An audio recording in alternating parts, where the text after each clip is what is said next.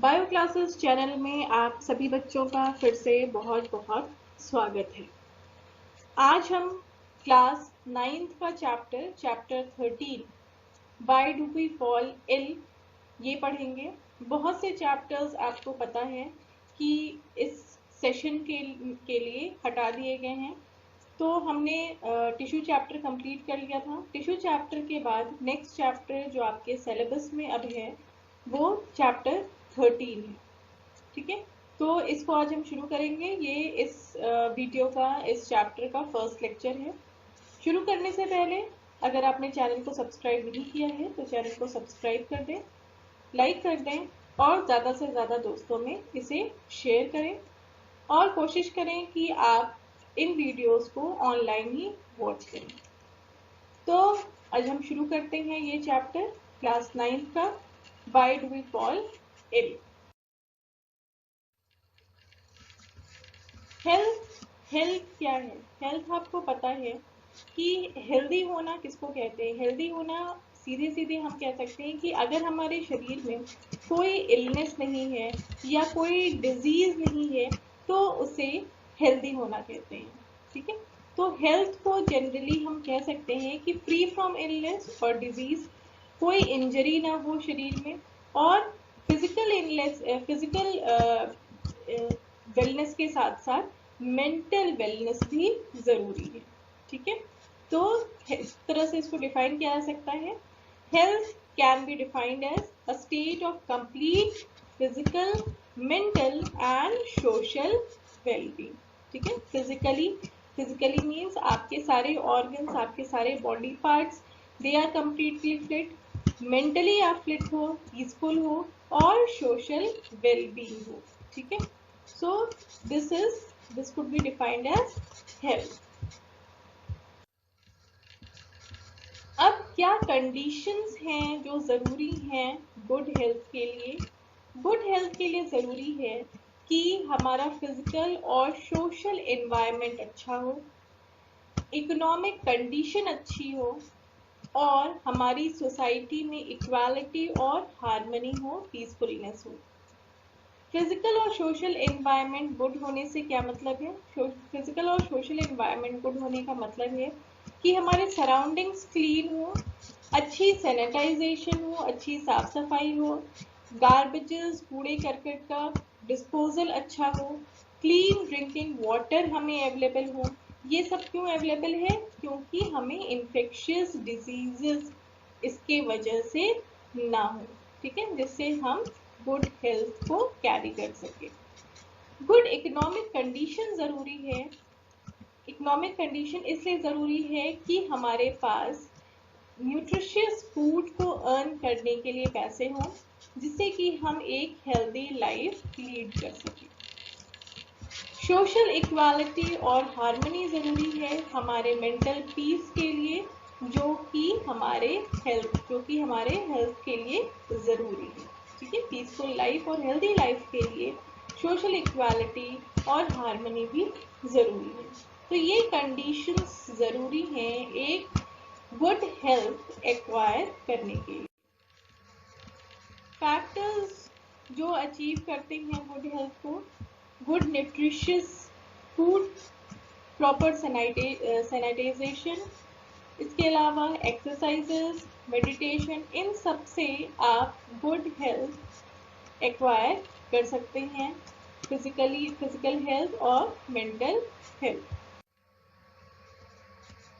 क्या कैरेक्टरिस्टिक हैं, important characteristics जो पर्सन में होने चाहिए? गुड हेल्थ है अगर उसको, तो उसमें कोई डिजीज नहीं होनी चाहिए, free from all the sickness and diseases, कोई अननेसेसरी एंजाइटी ना हो, कोई टेंशन ना हो, सोशल और साइकोलॉजिकल टेंशन्स ना हो, सेल्फ कॉन्फिडेंस हो और feeling of joy in living.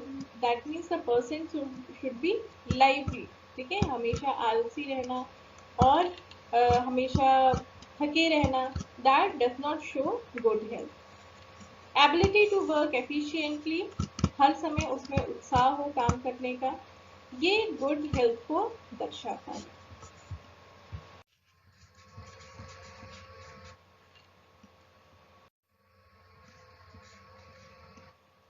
Disease and its causes. When a person is affected by a disease, either the normal functioning or the appearance of one or more symptom of the body changes for the worse. जब किसी person में वो कोई person disease से affected होता है, तो उसकी जो नॉर्मल फंक्शनिंग होती है, उसके बॉडी की जो नॉर्मल फंक्शनिंग होती है और या जो अपीयरेंस है बॉडी का, उसमें कुछ चेंजेस होते हैं और वो बहुत बुरे भी हो सकते हैं।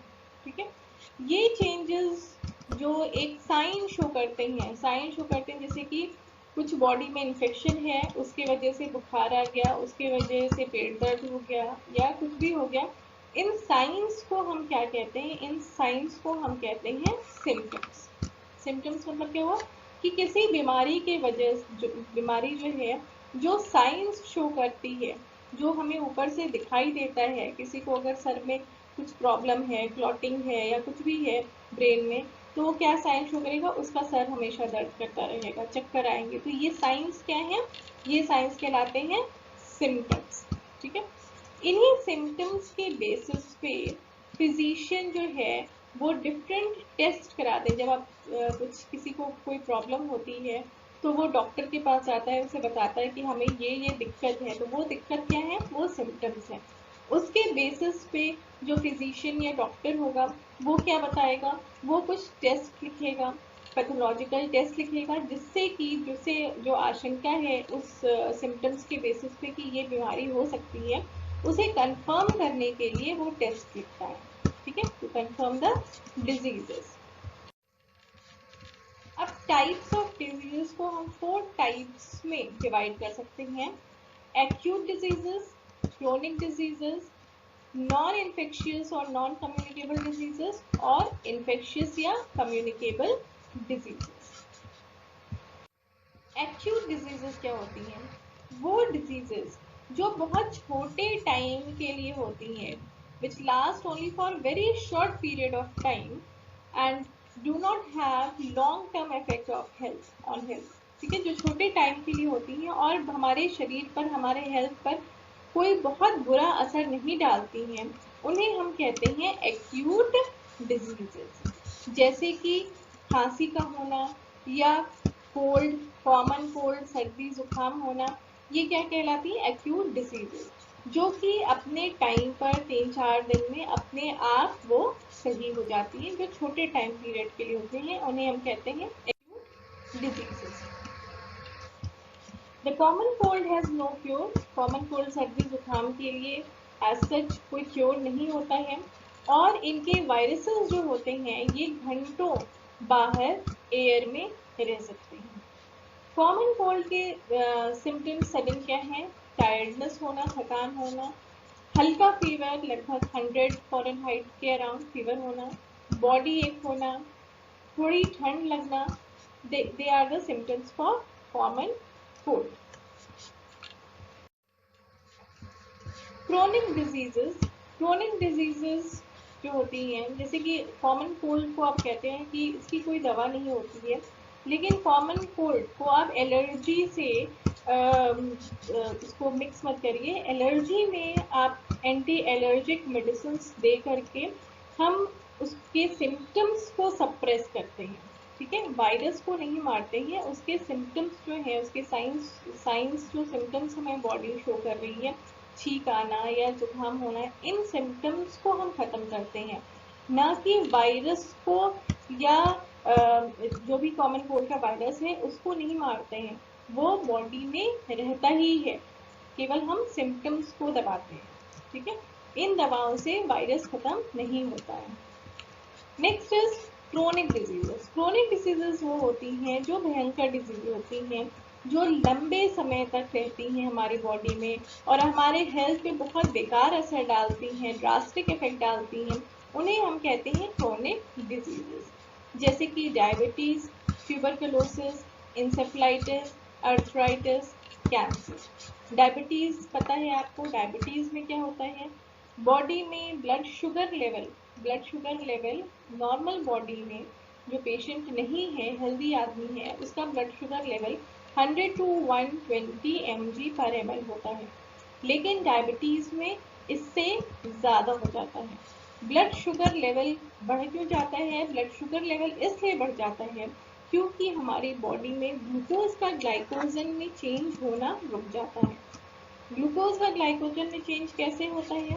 जैसे कि जैसे हम कोई जब खाना खाते हैं तो जो खाना होता है, वो फूड होता है, वो अल्टीमेटली चेंज किस में होता है? वो चेंज होता है ग्लूकोज में। ठीक है, तो ग्लूकोज जो है वो अल्टीमेट सोर्स ऑफ एनर्जी होता है। ये ग्लूकोज हमारे सभी बॉडी सेल्स को चाहिए होता है एनर्जी प्रोड्यूस करने के लिए। लेकिन जितना ग्लूकोज एक बार खाने के बाद बना, उतना सारा ग्लूकोज हमारी बॉडी यूज नहीं करती है। बहुत सारा ग्लूकोज हमारी बॉडी ग्लाइकोजन में, इन ग्लूकोज को ग्लाइकोजन में चेंज कर लेती है। ग्लाइकोजन में चेंज करके ये डिपॉजिट कहाँ करती है? ये डिपॉजिट करती है मसल्स में और लिवर सेल्स में, मसल सेल्स में और लिवर सेल्स में। तो जब ये डिपॉजिट हो जाता है, डिपॉजिट क्यों करती है?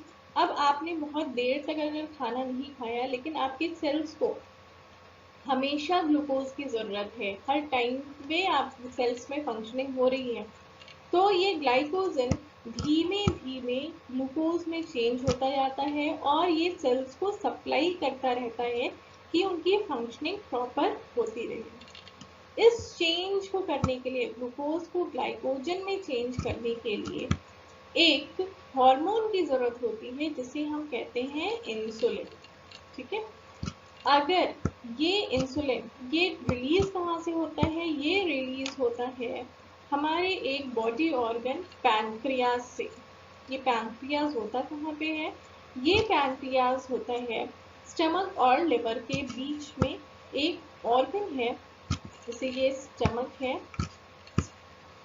स्टमक और या स्टमक के बाद शुरू हो जाएगा यहाँ पे स्मॉल इंटेस्टाइन, पैंक्रियाज होता है यहाँ पे, और यहाँ पे होता है लिवर। तो ये पैंक्रियाज जो होता है, ये स्टमक और लिवर के बीच में एक ऑर्गन है जो रिलीज करता है हार्मोन इंसुलिन। ये इंसुलिन ही ग्लूकोज को ग्लाइकोजन में चेंज करता है हमारी बॉडी के अंदर, मसल्स में और लिवर में।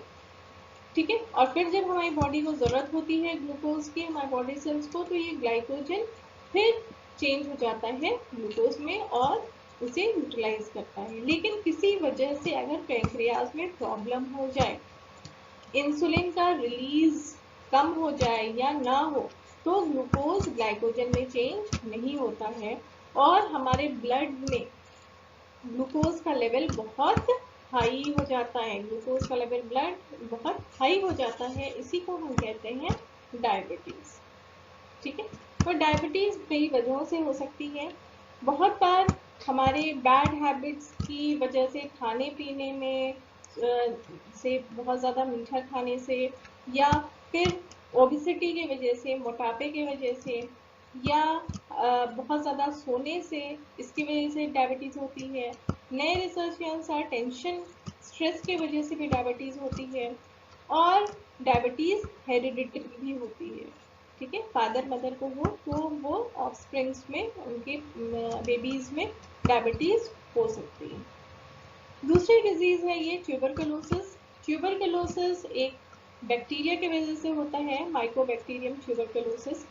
ये कफिंग के थ्रू, जैसे एक आदमी को ट्यूबरकुलोसिस है तो उसके कफ्स में, उसकी खांसी से ये बैक्टीरिया बाहर आते हैं और वो दूसरा इंसान जो उसके आसपास है, अगर उसमें चला गया तो उसको भी ये डिजीज़ हो जाती है।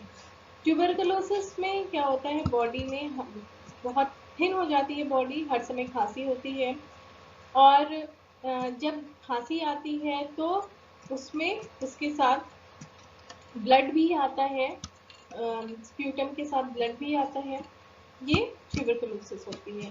ठीक है, इंडिया में ट्यूबरकुलोसिस के केसेस बहुत ज़्यादा पाए जाते हैं। Encephalitis, sorry, elephantiasis. एलिफेंटियासिस ये एक वर्म की वजह से होता है, वाउचेरिया वर्म है जिसकी वजह से होता है।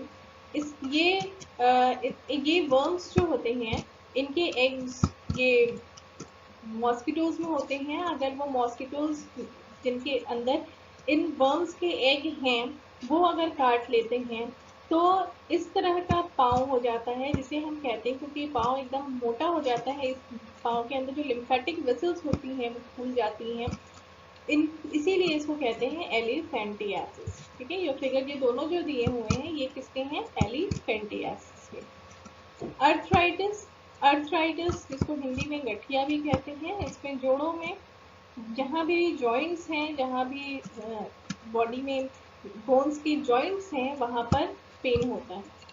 कैंसर, कैंसर आपको पता है ये कहीं भी किसी भी बॉडी ऑर्गन में हो सकता है। कैंसर होता है अनकंट्रोल्ड ग्रोथ ऑफ सेल्स। कोई भी बॉडी ऑर्गन अगर अनकंट्रोल्ड वे में ग्रो करना लगे, उसे हम कहते हैं कि उस हर बॉडी ऑर्गन की एक ऑप्टिमम साइज होती है। ठीक है, अगर वो उस बहुत ज़्यादा सेल्स उसमें माइटोसिस होने लगे, वो मतलब बहुत डिवाइड करने लगे, बहुत बड़ा हो जाए, तो इसको हम कहते हैं कैंसर। कोई चेक नहीं होता है वहाँ पे और अनकंट्रोल्ड ग्रोथ हो जाती है सेल्स की। ठीक है, ये सारी होती हैं क्रोनिक डिजीज। कैंसर जो होता है ये, इसके कई रीजंस हैं कैंसर के, कैंसर होने के। कैंसर जो होता है ये टोबैको की वजह से हो सकता है, वायरस की वजह से हो सकता है, या फिर इसके रीजंस में है यूवी रेज की वजह से हो सकता है। इतने सारे पेस्टिसाइड्स और हर्बिसाइड्स जो यूज़ किए जा रहे हैं आजकल एग्रीकल्चर में, उसके वजह से भी कैंसर के केसेस आजकल बढ़ रहे हैं। ट्यूबरकुलोसिस की बात हमने की थी। ट्यूबरकुलोसिस जो है वो किस बैक्टीरिया की वजह से है, माइकोबैक्टीरियम ट्यूबरकुलोसिस। ये बैक्टीरिया जो है ये हमारे लंग्स में रहता है और हमारे लंग्स के जो एल्वियोलाइज होते हैं ना, जो एयर बैग्स होते हैं, एयर पाउचेस होते हैं जिसमें एयर फिल होती है, उनको ये डिग्रेड कर देते हैं, जिससे उस आदमी को सांस लेने में दिक्कत होती है। तो ये माइकोबैक्टीरियम्स जो हैं ये हमारे सांस से बाहर आते हैं और दूसरे हेल्दी पर्सन को ये इन्फेक्ट कर सकते हैं। ये एक फिगर दिया हुआ है स्किन कैंसर का, जो यूवी रेज की वजह से या और किसी, ये बहुत बार कॉस्मेटिक प्रोडक्ट्स जिसमें कि कुछ कॉस्मेटिक प्रोडक्ट्स होते हैं जिसमें कि जो कहते हैं कि दीज कॉस्मेटिक प्रोडक्ट्स होंगे फेयरनेस के लिए अच्छे हैं। तो ये फेयरनेस वाले जितने भी कॉस्मेटिक प्रोडक्ट्स होते हैं ये इनमें बेंजीन पाया जाता है। ये बेंजीन भी जो है ये हमारे स्किन के लिए बहुत हार्मफुल है और बहुत ज़्यादा ओवर यूज करने पर they could cause skin cancer also. Next is infectious और कम्युनिकेबल डिजीज। वो डिजीजेस जो एक हेल्दी पर्सन से, जो एक इन्फेक्टेड पर्सन से हेल्दी पर्सन में स्प्रेड हो जाए, पहुंच जाए किसी भी मीन्स के द्वारा, या तो हवा से या उसका पानी पीने से या खाने से या किसी वेक्टर से। एक हेल्दी पर्सन, इन्फेक्टेड पर्सन को मच्छर काटा, फिर एक हेल्दी पर्सन को मच्छर काटा, इस तरह से अगर ट्रांसफर हुआ या फिजिकल कांटेक्ट या सेक्सुअल कांटेक्ट के वजह से डिजीजेस स्प्रेड होती हैं, तो उसे हम कहते हैं इन्फेक्शियस या कम्युनिकेबल डिजीजेस।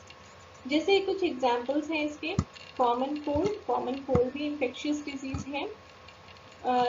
आपको कॉमन कोल्ड है, सेम हैंडकरचिप यूज़ किया या आपके पास कोई है, तो एयर के थ्रू उस दूसरे हेल्दी पर्सन के लूज में उसके वायरस के, तो उसके वजह से उसे भी हो सकता है, ये भी इन्फेक्शियस डिजीज है। चिकन पॉक्स जिसे हिंदी में चेचक कहते हैं, ये इन्फेक्शियस डिजीज है। मीजल्स, मीजल्स चिकन पॉक्स के जो ये जो दाने होते हैं ये बड़े बड़े होते हैं और इनमें लिक्विड फ्लूइड भरा होता है। मीजल्स क्या होता है, मीजल्स में भी दाने होते हैं बॉडी में, लेकिन ये जिसको हिंदी में खसरा कहते हैं, इनमें दाने छोटे छोटे होते हैं रेड कलर के और इनके अंदर लिक्विड नहीं होता है। टाइफॉइड, कॉलरा, कॉलरा में क्या होता है कि लूज मोशंस होते हैं, वॉमिटिंग होती है, जो इन्फेक्टेड फूड खाने से होता है या वाटर, गंदा पानी पीने से जिसमें कि उसके बैक्टीरिया हो, उसके वजह से होता है। ट्यूबरकुलोसिस की बात अभी हमने की थी। मलेरिया, मलेरिया जो है वो एक प्रोटोजोअन डिजीज है, एक प्रोटोजोआ होता है प्लाज्मोडियम, उसकी वजह से होता है। उसके एग्स जो होते हैं, अगर किसी पर्सन को मलेरिया है तो उसके अंदर उसके एग्स होते हैं, और अगर मच्छर ने काटा, ये मलेरिया का जो कैरियर होता है, जो मच्छर होते हैं वो होते हैं Anopheles, female Anopheles. Female Anopheles अगर मॉस्किटो किसी इन्फेक्टेड पर्सन को जिसको मलेरिया है उसको काटती है, और फिर उसको हेल्दी पर्सन को काटती है, तो उसके एग हेल्दी पर्सन में ट्रांसफर हो जाएंगे और उससे भी मलेरिया हो जाएगा। ठीक है। मलेरिया में होता क्या है, मलेरिया में टेम्परेचर बहुत ज़्यादा बॉडी का होता है, और उसमें एक साइकिल होती है, जैसे कि 24 आवर्स की साइकिल होती है, उसमें बुखार अपने आप चढ़ता है, फिर धीमे से ये उतर भी जाता है, और जब बुखार चढ़ता है तो उस समय बहुत ज़्यादा ठंड लगती है, बहुत ज़्यादा ही ठंड लगती है, से 2-3 कंबल और रजाई उड़ानी पड़ जाती है इंसान को, और वो अपने आप फीवर उतर भी जाता है। ठीक है, शिवरिंग फीवर होता है इसमें। Next is ads. एड्स भी ये कम्युनिकेबल डिजीज है। एड्स का फुल फॉर्म क्या है, एक्वायर्ड इम्यूनो, मैं लिख देती हूँ, ACQUIRED, acquired immuno, IMMUNO, immuno deficiency, DIFICIENCY,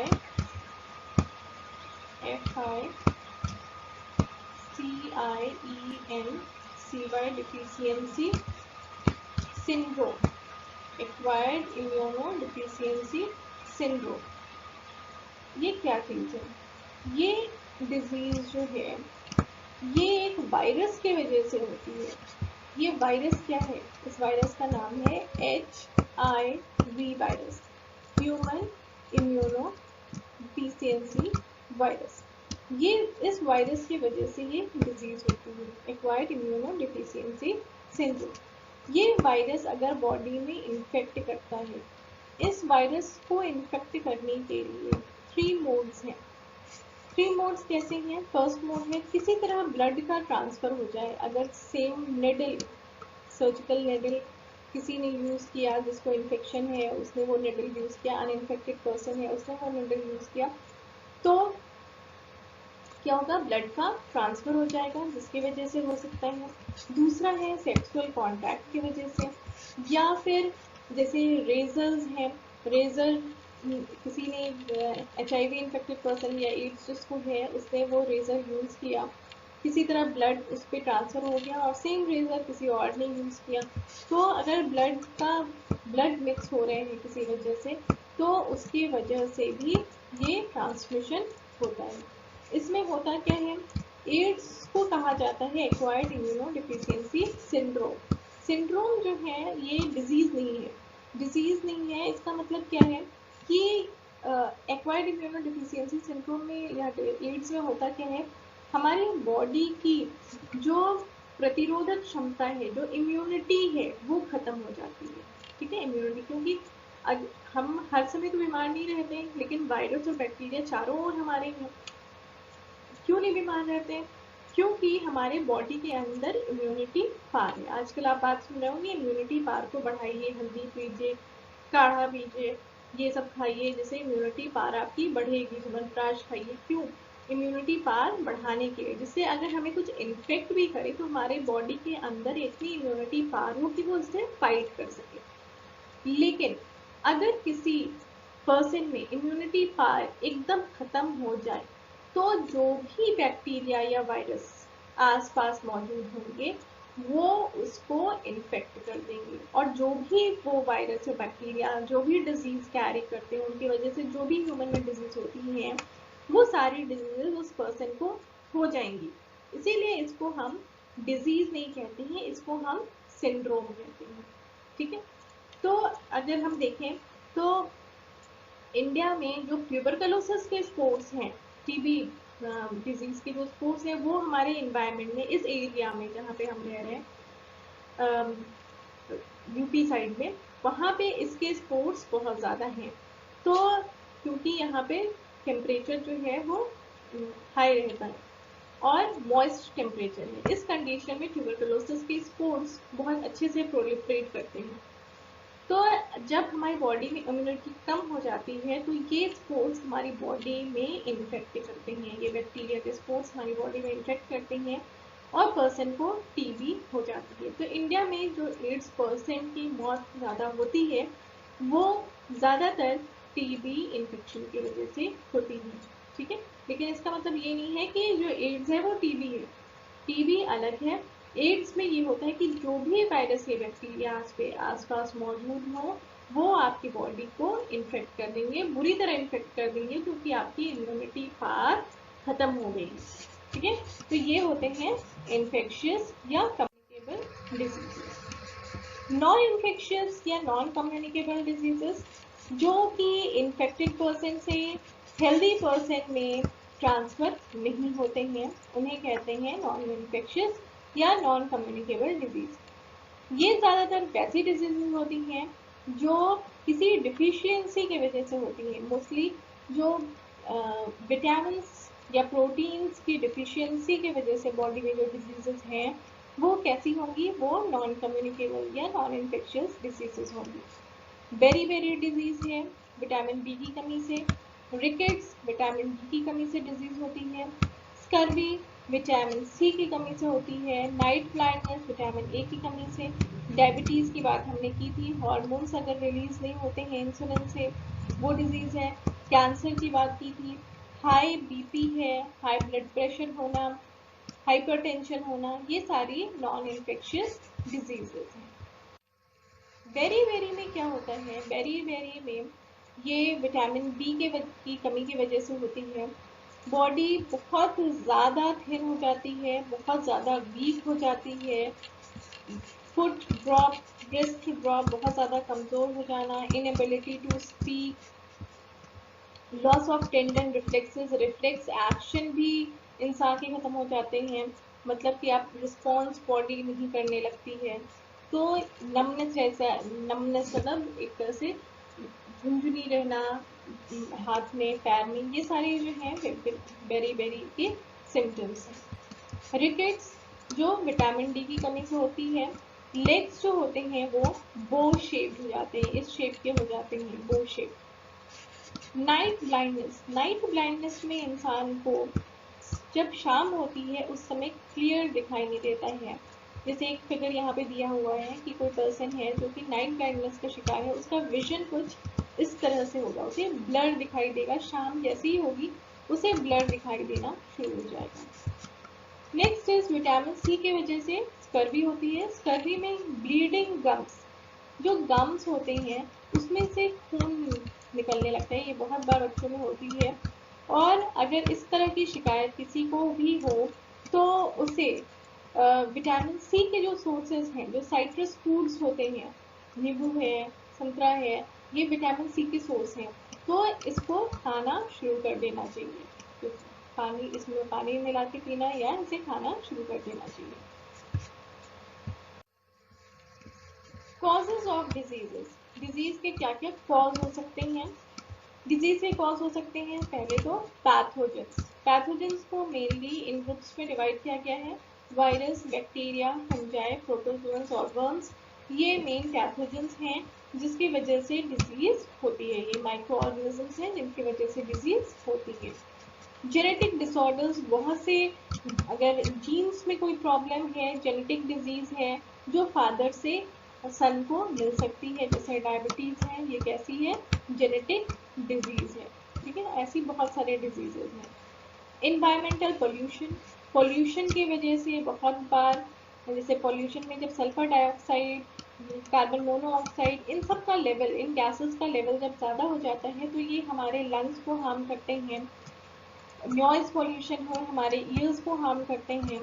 अगर रेज उसमें ज़्यादा है, माइक्रोवेव यूवी रेज ज़्यादा हैं, ये हमारे, ये कैंसर कॉज करती हैं, स्किन को हार्म करती हैं। तो पॉल्यूशन की वजह से भी बहुत सारी डिजीजेस होती हैं।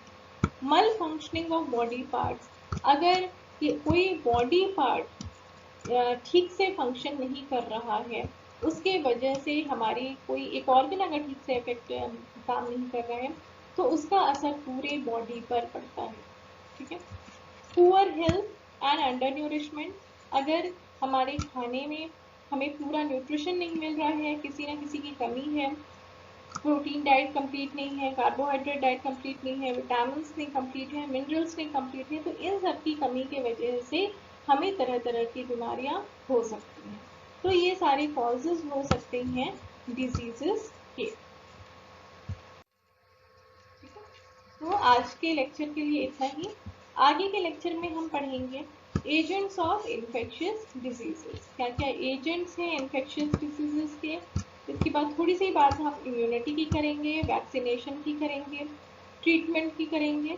इसको हम देखेंगे नेक्स्ट वीडियो में। और तब तक आप इस लेक्चर को एंजॉय करिए।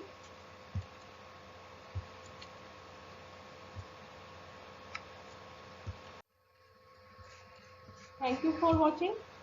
और एक बार फिर से कहूँगी आपको, अगर आपने चैनल को सब्सक्राइब नहीं किया है तो सब्सक्राइब कर दें, चैनल को लाइक करें, दोस्तों में शेयर करें।